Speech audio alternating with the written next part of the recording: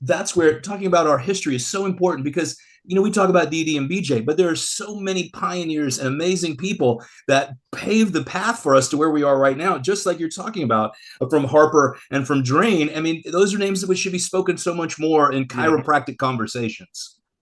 Yeah, and that's why I started those classics.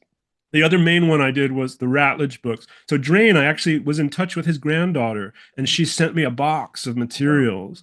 And in that were original manuscripts, his copy of the book that he had signed to his son, a whole photograph, like a whole photo album. So I was able to scan a lot of that and put that into the second book that I created.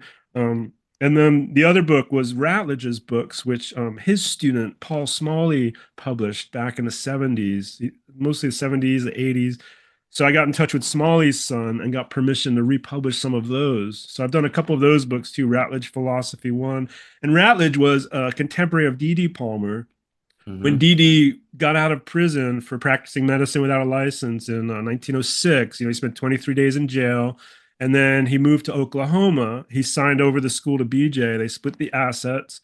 He moved to Oklahoma, and that's when he met Ratledge, who had just gotten his degree from Carver, who was Dee Dee's lawyer, who actually learned chiropractic from another of Dee Dee's students. So he was already a third generation chiropractor, Yeah. but he and Dee Dee and their wives would go out to dinner when Dee Dee was in Oklahoma, Ratledge, and they would just hang out and, Wow. you know, become friends. And then Ratledge opened a school in Southern California. Mm-hmm. And when D.D. Palmer moved down there, right after he published his 1910 book, he taught at Ratledge's school. I think those last lectures that he had, which is his book, The Chiropractor, is about 21 lectures.